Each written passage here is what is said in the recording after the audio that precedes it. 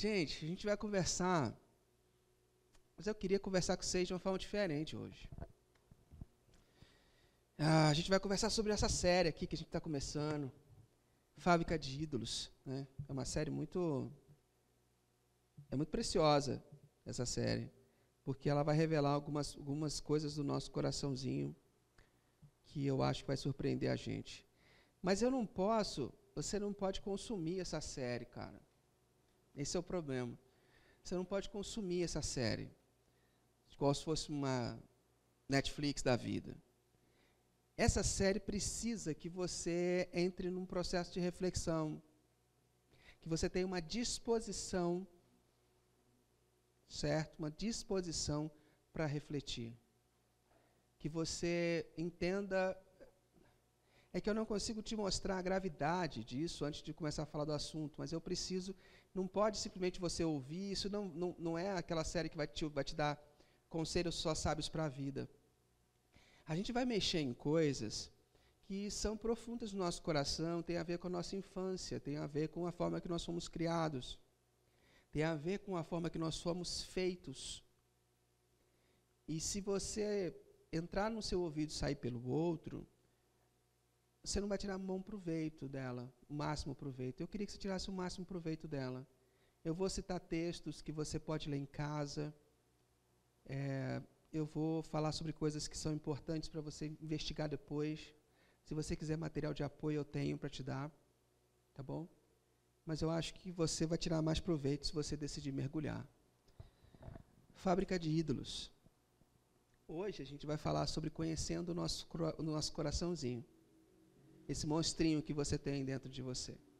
Nós vamos falar sobre ele. Monstrinho. Tem sim.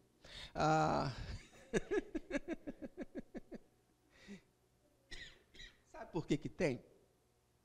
Porque, no fundo, quando eu falei coração, o que você lembrou aí? Quando eu falo coração, você que é uma pessoa ocidental, criada numa cultura influenciada pela cultura grega, você vai entender coração como o quê? O que é o coração? Se você for um cara mais científico, você vai falar assim, é um órgão que fica aqui mais ou menos, no meio, bombeia, sangue arterial, venoso, não é desse coração que a gente está falando. A gente está falando de outro coração, certo? Aí você vai falar assim, tá bom, é o coração que é o centro das emoções, certo? É o nosso centro das emoções. Não é isso que você pensou? Paga inteiro. Se foi isso que você pensou, levanta sua mão para eu saber. Quem pensou, centro das emoções, são pessoas inteligentes. Sério, levanta a mão quem pensou, centro das emoções. Aí, ó, a maioria de pessoas inteligentes, e também não é esse coração que eu vou falar, certo? Porque na nossa cultura, coração tem a ver com o centro das nossas emoções. Né? A gente tem frases homéricas, haja coração, né? Fazer das tripas coração, o coração saiu pela boca. Então o coração está muito ligado a isso, essa questão das emoções. Mas quando a gente vai para um contexto bíblico, não é por aí. O coração, na Bíblia, toda vez que você ouve eles falarem de coração, é o centro de controle do ser inteiro. Não é o centro emocional. É o centro de controle do ser inteiro. Por exemplo, quando você vê Provérbios, capítulo 3, versículo 5, olha só o que ele fala. Confie no Senhor de todo o seu coração. Ele não está falando para você confiar no Senhor de todas as suas emoções. Concorda comigo? Não é confia no Senhor de todas as suas emoções. Porque senão são as emoções. Então a razão não tem a ver com Deus. São só as emoções? Não. Ele fala, confia no Senhor de todo o seu coração e não se apoie no seu próprio entendimento. Então, o coração faz um contraponto com o seu entendimento, com a sua razão. Percebe? Ele é o centro, é o controle inteiro, é o cockpit da nave. É onde tudo se organiza. Para a Bíblia, coração é isso. Porque na Bíblia você vê o coração confiando, confia de todo o seu coração. Você vê o coração confrontando. Você vê o coração se entristecendo. Você percebe o coração entesourando coisas. Aonde estiver o seu tesouro, ali estará também o seu coração. Coração entesoura, ele decide o que é importante para nós. A impressão que eu tenho é que minha voz está horrível, gente. Vocês não têm ideia como eu estou ouvindo. Pelo amor de Deus, só misericórdia. Está indo bem? A produção falou que está indo bem, então tá bom. O Tim Keller, ele fala para a gente assim, o coração é o lugar onde você decide entesourar qual é o seu bem supremo, sua razão final. É o lugar onde você coloca, é o seu tesouro, é o centro da sua vida. E aí, quando você percebe que o coração é isso, tem uma frase muito interessante, uma sequência muito interessante, que fala, o que o coração mais quer, a mente acha razoável, as emoções acham desejável e a vontade acha realizável. Fala quando você quis trocar de carro. Não foi assim. Fala quando você quis comprar uma TV nova, um videogame. Quando você quis namorar. Começa tudo lá, no coração. Então, o coração, ele quer. O que ele mais quer, o que ele mais deseja, quando você encheu as paciências para fazer aquela viagem, sabe, qualquer coisa, o que seu coração mais queria, começa um processo na sua cabeça. O coração mais quer, a sua mente começa a achar, não. Gastar 50 mil reais numa viagem para a Disney, dá para ficar uns 20 anos pagando. O que é isso? A gente trabalha para quê? Afinal de contas, para bolas, dá. O dólar está R$6, tudo bem, mas dólar R$6, a gente... mas se pensar bem, né, nos economistas, dá para ir. Agora não está 6, mas imagina o dólar 6 conto. Então uma viagem para a Europa, faz a Europa, pode dar um pulinho em Portugal. Euro a 7 conto. Você quer, mano. Você quer ir, velho. Você quer comer bolinho de bacalhau, comer pastel de Belém, você quer ir para lá para o bagulho. E você começa a trabalhar, e o marido e a esposa começam a ouvir. Não, porque dá, rola. Você está maluco. Não tem... Não, rola. Se a gente economizar, se a gente apertar, se a gente se mantiver nos saldos, dá. Oxe, como não dá? Claro que dá. A gente segura. Não passa um mês sem ir no restaurante. Não, a gente segura as pontas. E aí você começa a achar que aquilo é razoável. E aí as emoções começam a falar, cara, tá perto, hein? Dá para ir? As suas emoções começam a falar, tá chegando. Aquilo começa a ficar no peito do bagulho, começa a ficar, fala, você sabe que você vai ficar, cara, você vai ficar endividado por uns 35 mil anos, mas não, dá para ir. Aí aquilo ali começa a fazer um bem, um quentinho no coração. Parece que o Espírito Santo meteu a mão aqui dentro, está aquecendo, aleluia. Você começa a sentir bem, não, aquilo vai chegar, vai dar certo. Vai dar certo. E aí você começa a dizer, é desejável. E a vontade fala, dá para realizar. Se a gente segurar a onda, se a gente se educar, nossa, a gente vai. Ixi, estou vendo até as fotos que eu vou tirar. Moleque, a gente vai.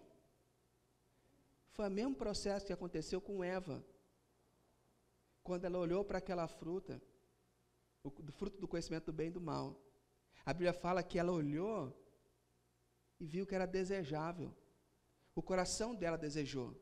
E todas as outras coisas foram fazendo com que aquilo fosse mais fácil, mais viável. Tinha uma serpente ali falando no ouvido, e aí a coisa vai. O nosso coração tem esse poder para dominar a nossa vida e a nossa história. Ou seja, a inclinação do coração afeta a sua mente, afeta a sua vontade e afeta as suas emoções. Estamos juntos até aí? Está entendendo o que é o coração? Beleza. Provérbios capítulo 4, versículo 23, olha a orientação que ele dá. Acima de tudo, guarda o seu coração, pois dele depende o quê? Toda a sua vida. De tudo que você tiver que guardar, acima de tudo, guarda o seu coração. E é a coisa que a gente menos faz. Nós não guardamos e não entendemos como funciona o nosso coraçãozinho. Porque é dele que procede todas as coisas, é ali que flui o rio de água viva, é ali que fluem as coisas. Então a Bíblia fala para a gente proteger. E ao longo da história, nós não temos protegido o nosso coraçãozinho, a ponto de colocarmos coisas para morarem dentro desse coraçãozinho. Olha só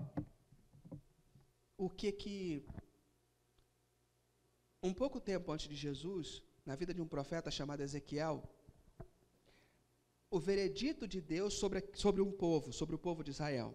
Olha o que ele fala, Ezequiel capítulo 14, versículo 3. Vocês viram a importância do coração, né?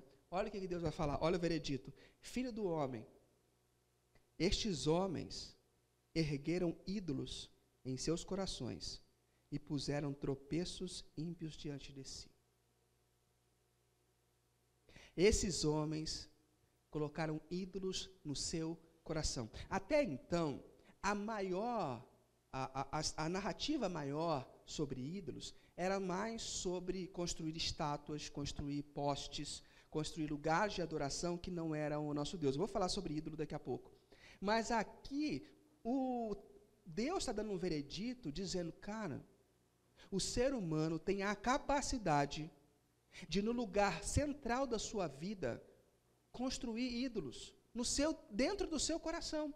E quando ele constrói ídolos dentro do seu coração, começa ali a surgir demandas que vão culminar lá na vontade. Lá na vontade, na ponta da linha. Lembra que eu falei para você que o que o coração quer, a mente acha razoável, as emoções acham desejável e a vontade acha realizável? Quando você cria ídolos no coração, ele desperta lá atrás algumas coisas que vão apontar aqui como vontades. Que pode ser, por exemplo, uma vontade muito grande de ter um filho, uma vontade muito grande de ter uma carreira de sucesso, uma vontade muito grande de ter dinheiro, uma vontade muito grande de ter segurança financeira, uma vontade muito grande de namorar. Por que essa vontade está acontecendo aqui? Uma vontade de comprar uma casa, uma vontade de viajar, enfim, uma vontade muito grande. Faz o caminho inverso. De repente, quando a gente mergulha nesse caminho inverso, e é essa a reflexão dessa série, é você descobrir o que despertou em você lá atrás. Quem já assistiu o filme Inception, com Leonardo DiCaprio? Falou do Léo? Eu não sei o título em português, mas é o filme que ele entra no sonho das pessoas. Ninguém assistiu? Gente, o bagulho ganhou o Oscar. Quase ganhou o Oscar. Mentira, não ganhou não. Quase ganhou. A ideia do filme é assim. Ele descobre uma maneira de entrar no sonho das pessoas. Então, você dorme junto, né? Tá do lado da pessoa, e eles se conectam e se encontram no sonho. E ali você tem aventuras e tal. E o negócio ficou tão badalado que eles conseguem arrancar segredos do coração da outra pessoa através do sonho, porque entra no subconsciente da pessoa. Ele teve um problema com a esposa, spoiler, que ele entrava num sonho, e no sonho ele dormia para chegar no outro nível de sonho, ele dormia para chegar no outro nível de sonho, e ele chegou num nível tão baixo que o tempo não passava. E lá nesse lugar, eles construíram mundos, porque é imaginativo, eles construíram muita coisa. Só que a mulher dele não queria vir embora para o mundo real, não queria acordar mais. Não queria mais acordar. E para você sair desse sonho, você tem que morrer. Então, quando você morre, você acorda. E o que ele faz? Ele planta uma ideia na cabeça dela, lá no subconsciente dela. E aí eles deitam numa linha de trem, o trem passa, eles morrem no sonho e acordam para a vida. O que acontece? Ela não sabe mais diferenciar se ela está no mundo real, se ela está no mundo dos sonhos, então ela quer morrer agora no mundo real, porque para ela é o mundo dos sonhos. O que eu quero dizer com isso? A origem é o nome do filme, a origem. Então, ele planta uma ideia lá no subconsciente que afeta a vida real, as vontades. Ela não vive mais, até que ela se mata. E ele fica culpado pro resto da vida. É assim que funciona como um ídolo é posto lá dentro do nosso coraçãozinho. Lá no nosso interior, lá no nosso inconsciente, lá no nosso coração. E ele vem subindo com vontades e acaba culminando em coisas que você não sabe por que você quer. Coisas que você não sabe por que você deseja, mas você acaba desejando.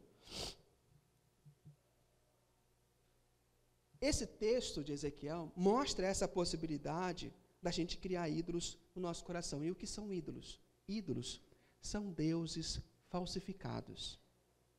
Deuses falsos. Ok? O que é, então, um Deus falsificado? Para ficar mais claro para a gente, é assim: qualquer coisa que não seja Deus, ok? Que não é Jesus, qualquer coisa que você considere fundamental para a sua existência e que sem ela você perde a razão de viver.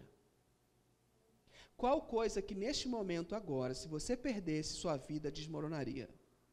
E você perderia a razão de viver, a razão de existir. Sua vida travaria. O quê? Um filho? Seu pai? Sua esposa? O quê? Seu emprego? O que você, se você perder, sumiu a razão de viver? Provavelmente, se veio algo na sua cabeça, é um ídolo na sua vida. Isso é um ídolo na sua vida. Por quê? Porque geralmente os ídolos são coisas boas, tá? Só que a diferença é que nós transformamos essas coisas boas em coisas fundamentais para a nossa existência. Nós pegamos uma coisa boa criada e transformamos isso, apoiamos nossas expectativas como se fosse uma coisa fundamental para a gente viver. Por isso que pessoas, às vezes, quando perdem um amor romântico, a vida acaba, some. Por quê? Porque perdeu a razão de existir. Pessoas não voltam mais para a vida porque simplesmente acabou. A vida foi para o espaço. Está dando para me entender?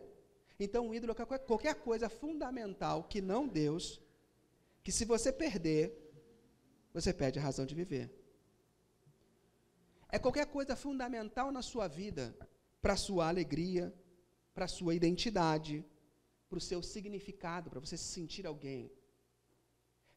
Você tem que investigar isso. Eu não posso ficar dando exemplo, porque senão eu vou perder muito tempo dando exemplo para tentar te encaixar, igual eu sempre faço, e eu não vou conseguir terminar a mensagem. Você tem que entender.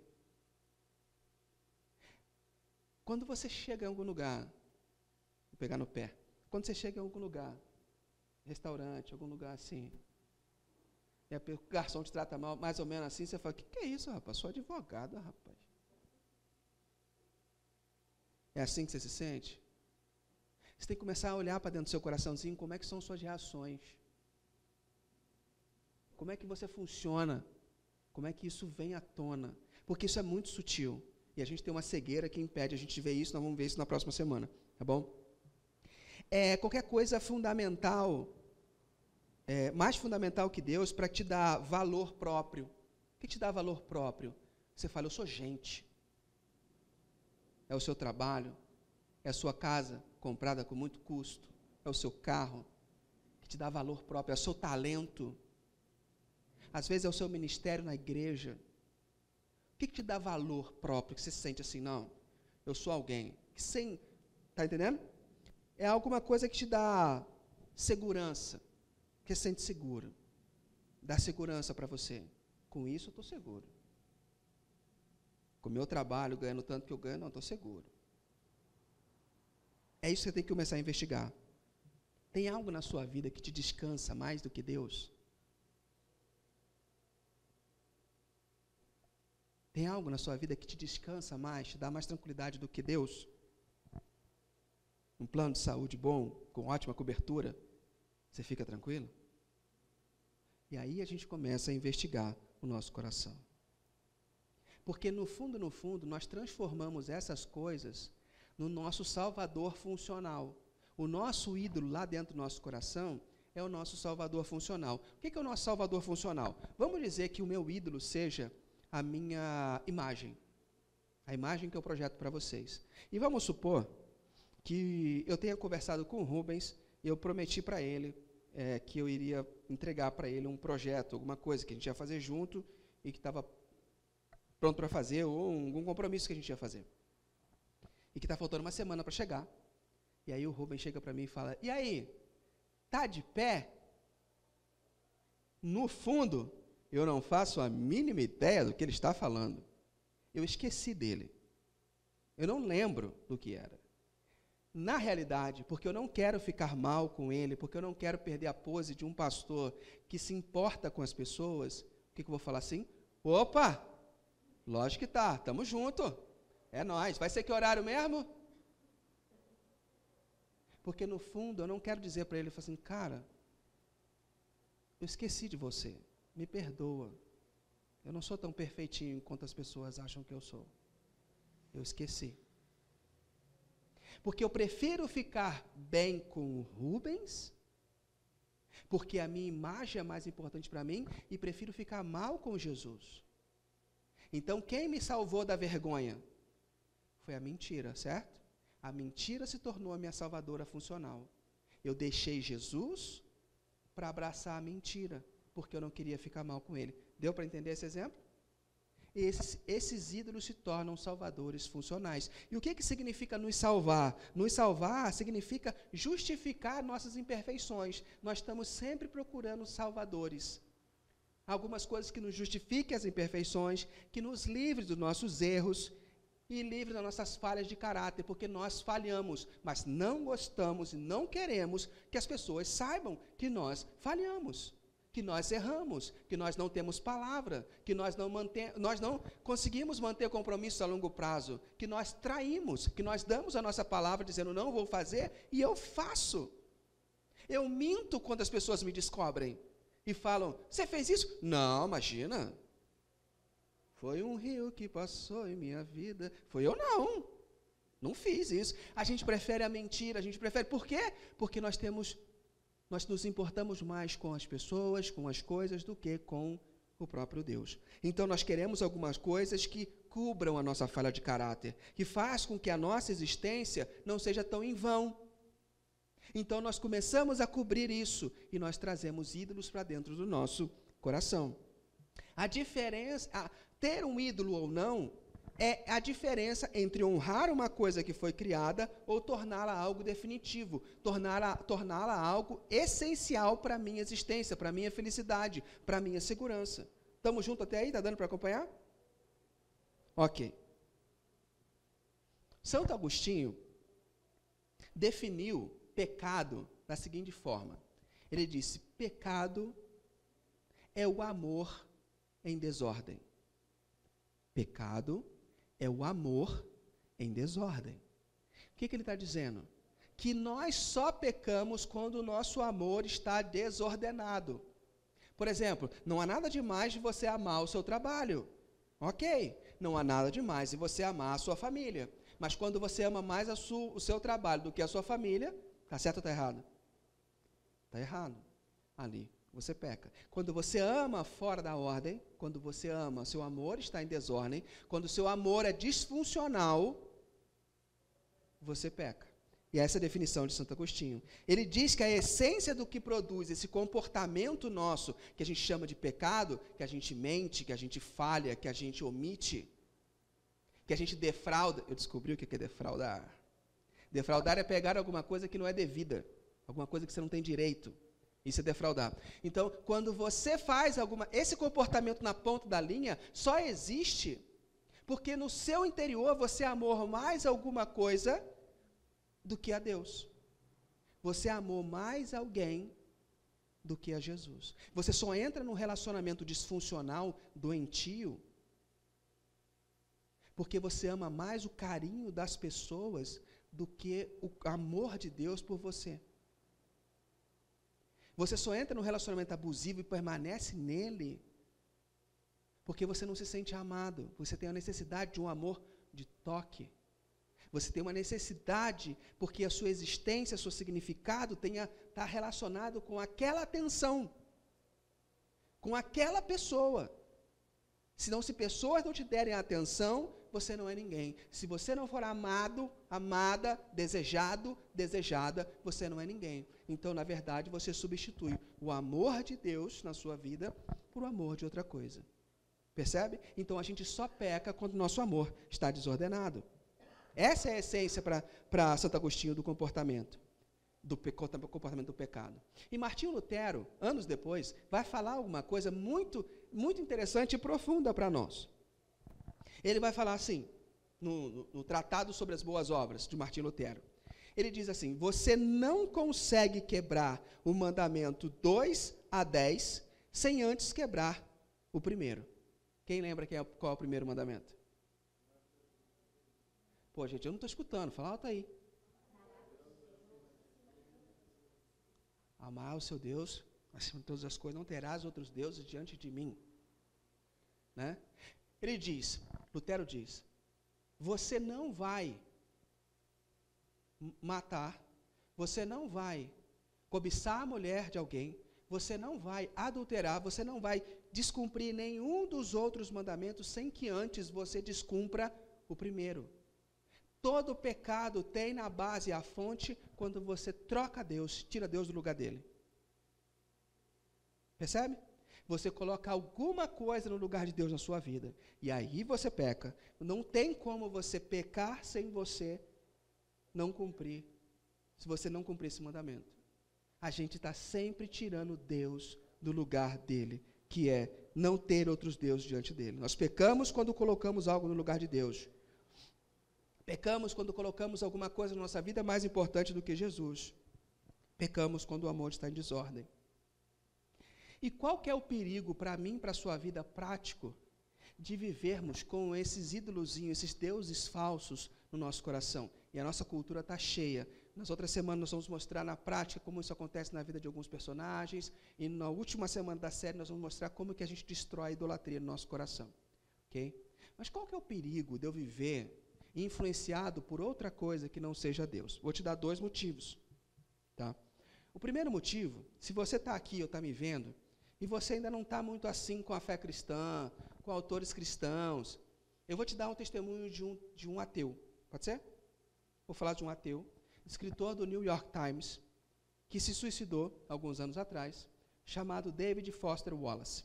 David Foster Wallace, num discurso de formatura do segundo college, ele disse o seguinte, presta bem atenção, quem está falando é um ateu, não é um cristão. Ok?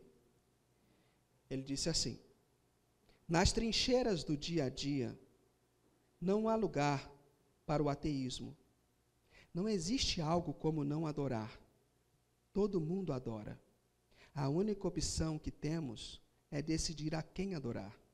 E o motivo para escolhermos algum tipo de Deus ou ente espiritual para venerar, seja Jesus Cristo, o Alá, seja Jeová, ou a deusa mãe Vika, ou os quatro verdades nobres do budismo, ou com algum conjunto inviolável de princípio ético, é que todo outro objeto de veneração te engolirá vivo. Quem adorar o dinheiro e extrair dos bens materiais o sentido da sua vida, nunca achará que tem o suficiente. Aquele que adorar o seu próprio corpo, faz botox toda hora, e a beleza, e o fato de ser sexy, sempre se sentirá feio. E quando o tempo e a idade começarem a se manifestar, morrerá 1 milhão de mortes antes de ser efetivamente enterrado. Ao adorar o poder, você se sentirá fraco e amedrontado, e precisará de ainda mais poder sobre os outros para afastar o próprio medo. Adorando o intelecto, sendo visto como inteligente, acabará se sentindo burro, um farsante, na iminência de ser desmascarado. E assim por diante. E a conclusão dele é, ídolos comem vivos os seus adoradores. Ídolos comem vivos os seus adoradores. O primeiro problema de você viver com ídolos no seu coração, no centro do controle da sua vida, é que você vai ser devorada de dentro para fora. Devorado e devorada de dentro para fora. E isso é muito complicado. Ídolos comem vivos seus adoradores. Agora, o segundo ponto, que para mim é tão quanto pesado, é que quando a gente vive com ídolos dentro do nosso coração, nós nos tornamos aquilo que adoramos. Nós nos tornamos aquilo que adoramos. Como? Quando você vê Salmos 115, versículo 8, ele fala assim, que fiquem iguais a esses ídolos, aqueles que os fazem e os que confiam neles. Deus está dizendo que eles fiquem iguais aos ídolos que eles constroem.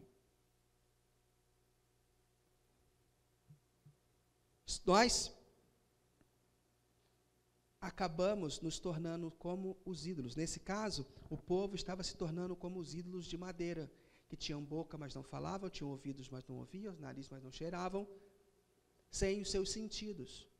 E Deus falou, é assim? Então que eles fiquem dessa forma. E o que acontece? No Salmo 94, ele constata isso, que o povo ficou desse jeito. Olha só, Salmo 94, versículo 7 fala, e dizem, o Senhor não está vendo, o Deus de Israel não vai ficar sabendo disso. Procura entender, ó gente tola, quando é que vocês vão criar juízo? Foi o Senhor Deus que fez nossos ouvidos? Será que Ele não pode ouvir? Foi o Senhor que fez nossos olhos? Será que Ele não pode ver?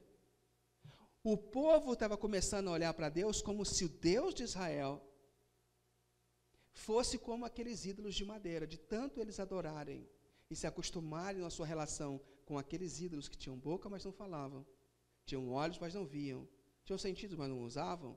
Eles olhavam para Deus e falavam o quê? Deus não está vendo.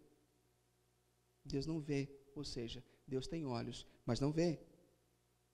O Deus de Israel não vai ficar sabendo disso. Nós começamos a nos relacionar com Deus da mesma forma que nós nos relacionamos com os ídolos que nós construímos na nossa vida. Nós perdemos o sentido, perdemos a sensibilidade e passamos a ver o nosso Deus como um Deus falsificado. Nós começamos a lidar com o nosso Deus como nós lidamos com os ídolos que nós construímos no coração. Percebe o problema? Você não tem mais sensibilidade para ver como que Deus é, porque você se acostumou com os ídolos e você está se tornando como os ídolos do seu coração. Quer ver? Quando você coloca o trabalho como seu sentido e significado, que é aquilo que te dá importância, que sem um trabalho reconhecido, você não é ninguém, e você precisa manter um trabalho em que as pessoas da sua área olham para você e falam assim, cara, você está bem posicionado, você está bem mesmo. O que acontece? Você começa a tratar a sua família como você trata as pessoas do trabalho. Já reparou? A sua relação de trabalho, ela vaza para dentro de casa. Se lá você é gerente, você quer gerenciar a sua casa. Se lá você tem conquista, você quer conquistar em casa, quando na verdade em casa seu comportamento devia ser servir. Você quer conquistar. Por quê? Porque você está vazando, está começando a infiltrar a forma de você se relacionar com aquilo que te dá significado na vida, você lida com tudo da mesma forma. Está fazendo sentido? Então você tem que começar a perceber, você começa a se tornar como aquilo que você adora, inanimado. E é nesse processo, você perde família. É nesse processo que um casamento jovem, você chega e fala, eu tenho direito de ser feliz, eu não estou progredindo no casamento, porque na carreira, ele progride. A cada 2 anos, uma promoção. A cada 2 anos, a esposa fica doente, o marido fica doente, quando você pensa que evoluiu, regrediu, a imaturidade teve jeito, bateu, a idade da loba chegou, alguma coisa aconteceu e não evolui. Então, quando não evolui, você fala, não dá para mim, porque aqui não está evoluindo. Você trata, está entendendo? Você trata na sua casa como você trataria no trabalho. E aí você perde família, você perde as coisas. No final da vida, o final é triste, é trágico. A gente vai falar sobre o final também. E deixa eu te falar uma coisa. Deus não fica feliz quando a gente constrói ídolos no coração. Você sabe qual que é a pior coisa que Deus pode fazer comigo e com você, quando nós criamos e insistimos em adorar esses ídolos dentro do nosso coração? Chuta, enquanto eu bebo água. Qual que é a pior coisa que Deus pode fazer com você? Fala aí, chuta aí. Por favor. Você não vai estar aparecendo na câmera, só eu que vou ouvir. Vai lá.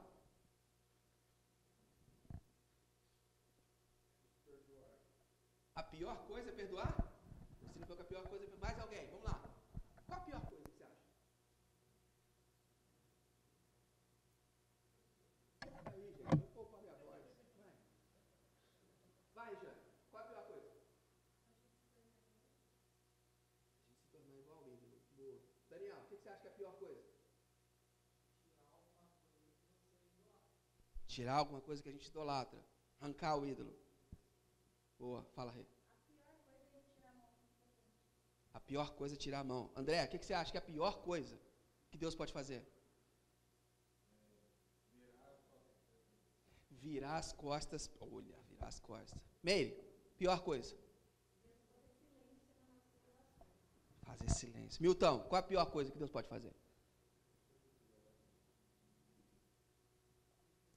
Segundo a Escritura, sabe qual é a pior coisa que Deus faz com a gente? Que Ele pode fazer? É deixar você seguir esse caminho. É deixar você seguir. É aprovar você. Sabe o que diz Romanos capítulo 1? Olha o que ele fala. Por isso Deus entregou os seres humanos aos seus desejos do coração deles, para fazerem coisas sujas e para terem relações vergonhosas uns com os outros. Eles trocaram a verdade sobre Deus pela mentira e adoraram e servem as coisas que Deus criou, em vez de adorarem e servirem ao próprio Criador, que deve ser louvado para sempre. Amém. A pior coisa que Deus faz é deixar você viver rendido a esse ídolo. É a pior coisa que Deus pode fazer. E às vezes Ele faz, como Ele fala aqui em Romanos. Por isso Deus entregou para que eles vivessem adorando aos deuses que eles quisessem. É deixar você viver sob o controle da sua própria vida. É deixar você ter autonomia. É deixar você fazer as próprias escolhas. Sabe por quê? Porque no final da sua busca, você ficará quebrado. No final da sua busca, você ficará quebrada. Porque o ídolo sempre quebrará o seu coração. Um ídolo sempre quebrará o seu coração. Sabe por quê? Porque nada que foi criado pode suportar o peso das suas esperanças mais profundas. Nada do que foi criado por Deus tem a capacidade de suportar as suas esperanças mais profundas. Então, por que Deus não larga a gente, então? Chuta e deixa a gente. Porque a idolatria também fere a Deus. Deus se sente traído. Jane, filho criado no Danoninho, né? Vamos supor, não, é uma suposição. Vamos supor que você tem uma filha que você criou no Danoninho, com todo amor e carinho, levava leitinho na cama de manhã. Não, suposição, Regiane, é uma fantasia, tá? Fantasia. E essa filha, você pagou as melhores escolas para essa filha. E de repente, quando chega aos 18 anos, você investe numa baita faculdade, investe em cursinho, ela vai para uma baita faculdade e se forma. Quando ela se forma, ela fala: mãe, muito obrigado pelo teu investimento. A partir de agora eu vou seguir a minha vida. E a partir de então, ela simplesmente passa a ter uma vida te mandando cartão de Natal, cartão de Páscoa, e aparece uma vez por ano quando dá. Como que seu coração ficaria? Porque você investiu tudo na formação daquela criaturinha abominável para dar o melhor para ela. E quando ela tem autonomia para devolver esse amor, o que essa criatura abominável faz? Vira as costas. Não é a mesma coisa que faz com a gente? Deus investiu tudo em nós. Investiu tudo em nós. Deu a vida do próprio Filho dele para nos resgatar das trevas, para nos chamar para uma nova vida, para apresentar para a gente uma vida livre. E aí o que a gente faz? A gente simplesmente fala: não, não quero, beleza, Natal eu estou aí, Páscoa talvez. E boa. Se o seu coração, que é um coração humano, já fica destruído, com raiva, despedaçado, você imagina o coração de Deus, que investiu tudo, não só dinheiro, não só carinho, investiu vida. A idolatria afeta o coração de Deus. Deus não consegue deixar você seguir nesse caminho. Ele não quer que você siga esse caminho. Ele dedicou tudo a seus filhos. E isso é uma facada no coração. Então ele vai em busca dos seus filhos. E qual que é a solução, então, para a gente, na mensagem de hoje? Qual que é a solução para a gente? Deuteronômio capítulo 5. Deuteronômio capítulo 5, capítulo 6, versículo de 4 a 5. Que é o famoso Shema, que as crianças de Israel decoram desde pequeno. Deuteronômio 6, 4 a 5. Fala assim: atenção, Israel, o Eterno, nosso Deus, é um e único. Amem o Eterno, o seu Deus, de todo o coração. Amem o Eterno com tudo o que há em vocês e com tudo o que vocês são. Ouve, Israel, o Senhor Deus é o único Deus.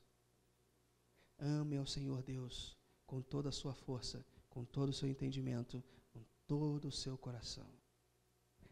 Amem ao Senhor, amem o Eterno, o seu Deus, de todo o coração. Amem o Eterno com tudo o que há em vocês e com tudo o que vocês são.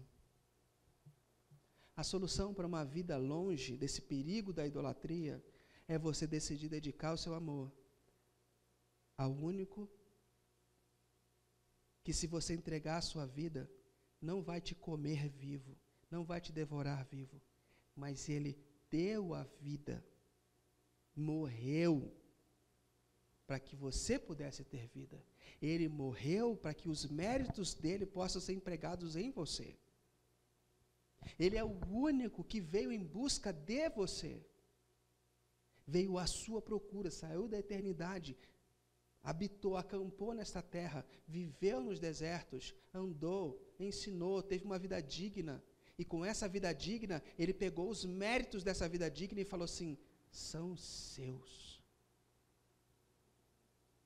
Me dê os seus deméritos. Ele na cruz assume os seus deméritos e impõe, coloca em você, acredita a você os méritos dele. E o caminho que ele propõe é: abra o seu coração e ame o Senhor Deus. Essa não é uma mensagem que você vai sair daqui com uma ideia geral. A ideia você vai precisar ouvir a série inteira. Então a ideia que você precisa sair daqui hoje é, cara, investiga o seu coração. Às vezes você tem problema no casamento, problema de de incompatibilidade com o marido, com o namorado, em casa, porque você está com ídolos, você está com obsessões dentro do seu coração, e você não vê. E esses ídolos nos deixam cegos, e a gente não enxerga. Sua vida às vezes está perigando o inferno, porque tem ídolos comandando a sua vida no seu coração. E na sua boca você diz que você serve ao Senhor. Mas o problema é lá no coração, porque Deus vê o coração. Então você precisa investigar o coração, se despojar da sua razão, daquilo que você diz que você sabe, e reconhecer que talvez estejam ídolos dominando o seu coração, deuses falsos ocupando o lugar de Jesus no seu coração. Para quê? Para que você possa viver livres. Para que você possa viver livre. E como isso acontece? Quando Jesus dá essa vida santa dele por nós e quita a dívida da ira de Deus sobre a humanidade, ele mostra o caminho por uma vida de dedicação ao único Deus. Você vai mudar do dia para a noite? Assim? Não, mas você mostra uma vida, ele mostra um caminho de uma dedicação para Deus. Através de quê? Quem te conduz não são suas forças, é o Espírito Santo, através de uma relação íntima, através de uma cultura de devoção, de uma disposição para estar e aprender com Ele, de aprender como o coração dele funciona, através de uma oração da manhã, oração da noite, através dessa modelagem do coração, esse caminho vai se abrindo para nós. E a gente consegue, então, ter o coração transformado, ser uma nova criatura. Não porque você pode, não porque você decidiu, mas porque os ídolos já foram vencidos, todos eles na cruz. Você só precisa se apossar da vitória, que é render o seu coração a Jesus e pedir: Jesus, vem e toma o teu lugar no meu coração. Eu não quero ídolos na minha vida. Identifique-os, desmascare-os, para que eu possa enxergá-los e expulsá-los. E Jesus faz isso na minha e na sua vida para quê? Para que, como pessoas livres de ídolos, restauradas, eu e você possamos ir a outras pessoas, ajudando outras pessoas a reconhecer as armadilhas do coraçãozinho e apresentando um caminho de volta para casa.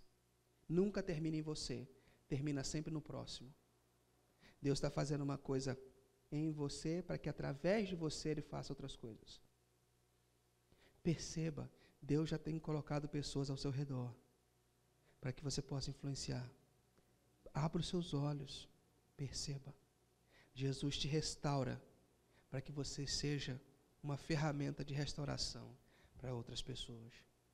Eu quero orar com você nessa hora. Talvez, eu quero pedir para que Deus possa nos ajudar a ter um profundo poder de reflexão. Essa é a única oração que eu posso fazer agora. Eu não posso pedir para Deus tirar ídolos do seu coração, porque eu não sei quais são, não sei se tem, se não tem. Mas isso é você, um exercício que você precisa fazer. Eu quero orar sobre isso. Se você gostaria que Deus investigasse o teu coração, que Ele olhasse para dentro do teu coração e se tivesse, você sentiu isso durante a mensagem, que precisa que Deus te mostre algumas coisas, eu queria convidar e orar com você, eu queria convidar você a ficar de pé nesse momento, que nós vamos orar juntos. Então, se você quer, você sentiu, Deus falou alguma coisa no teu coração nessa mensagem, fica de pé, nós vamos orar e pedir para que Deus venha, te dê discernimento e te ajude nessa faxina que precisa acontecer. Põe a mão no seu coração nesse momento e vamos juntos orar. Oh Deus, Pai querido, Deus de amor, obrigado porque nessa manhã o Senhor começou a levantar as cortinas do nosso coração e a revelar o que nós temos dentro de nós. Pai, em nome de Jesus, eu peço que o Senhor possa ajudar a gente a enxergar, dar-nos um discernimento. O Senhor comunicou algumas coisas, falou algumas coisas, coisas que eu nem falei, mas o Senhor falou no coração da tua igreja. Então, em nome de Jesus, ajuda, Pai, que seja um momento profundo de reflexão, um momento profundo de investigação, para que, ó Deus, nosso coração seja limpo, para que o nosso coração seja saudável, para que a gente não se torne, ó Deus, como aquilo que nós adoramos, para que a gente não seja comido vivo por dentro. Eu peço por cada um dos meus irmãos e irmãs aqui que ficaram de pé, ministra, em nome de Jesus, com o teu Espírito Santo, flui, ó Deus, para a tua honra e para a tua glória, flui, ó Deus, com o teu Espírito, investiga cada coração e enche da tua presença, dá a capacidade de reflexão profunda para cada um de nós, em nome de Jesus, amém. Queridos, estenda suas mãos como quem não tem nada para dar, mas muito a receber, e recebamos a bênção. Que o Eterno abençoe e guarde você, que o Eterno sorria para você e presenteie você, que o Eterno olhe para você bem nos olhos e te faça prosperar. Que a graça do nosso Senhor Jesus, o amor de Deus o Pai e as infinitas consolações do Espírito Santo estejam sobre você, sobre a sua vida, não só hoje, mas todos os dias. Em nome de Jesus. Amém.